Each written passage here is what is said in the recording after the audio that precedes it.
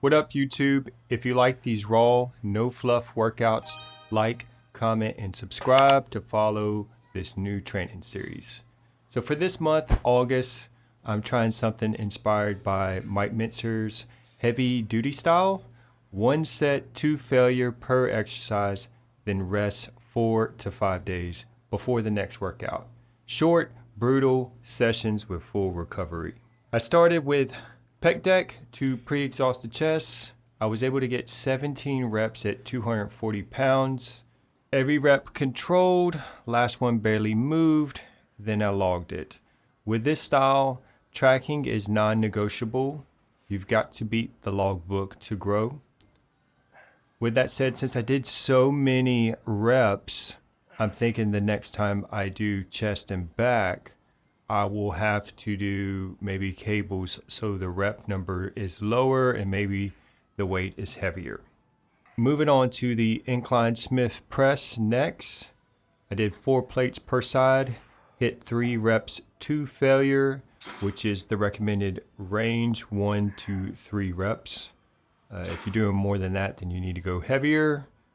That pre-exhaust hits hard, and this finishes the chest off.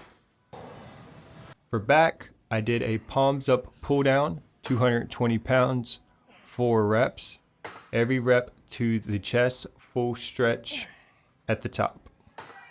1 set, maximum intensity.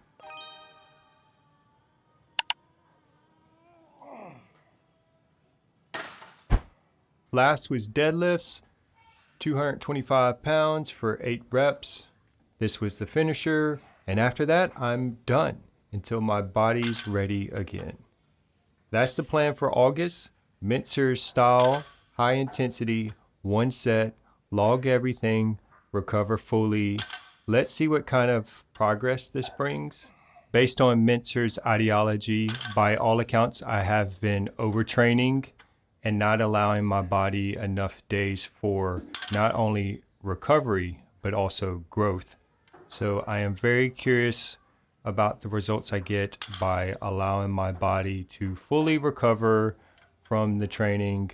After reading a little bit more about high intensity training, I've come to the conclusion that I've also been going to the gym too soon after a previous workout and not really allowing the body to fully recover and grow. Ba, ba, da, ba, da, ba. Ba, ba, da. Ba, da, ba, da, da. Woo! Workout complete. So, brand new month of August, and this month I'm going to try Mike Mentzer's workout method of doing 1 set, only 1 set, max, 2 failure. And what I'm going to do is I'm going to give myself 4 days of rest between workouts. And after leg day, I'm going to give myself 5 days. So it's going to be very, very interesting because number one, the workouts are way shorter, but the intensity is way higher because I'm going as heavy as I can go. And what I'm curious about is how many days do you need to rest after a heavy lift? And so what I'm going to do is this. I'm going to use my body scan scale, and every day I'm going to check it in the morning, and I'm going to see at what point do I actually get muscle growth. Because once you do a workout, you're breaking down things, right? And then there's a period of rest where you repair. And then after that, then there's the growth stage. But Mike Mentzer argues that if you keep going back to the gym though, you'd never really allow your body to fully recover from the previous workout.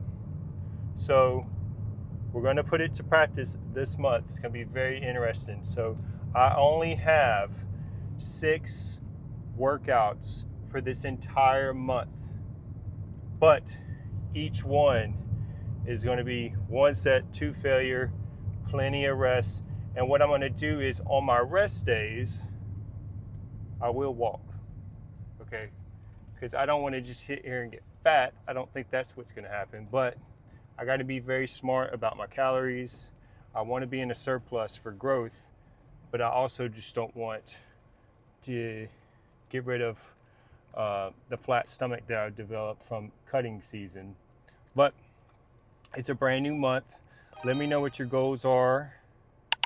Also, don't forget, on my website, in the description below, one-on-one coaching directly with me. I'll help you with your meal plans, workout goals, whatever you need, you let me know.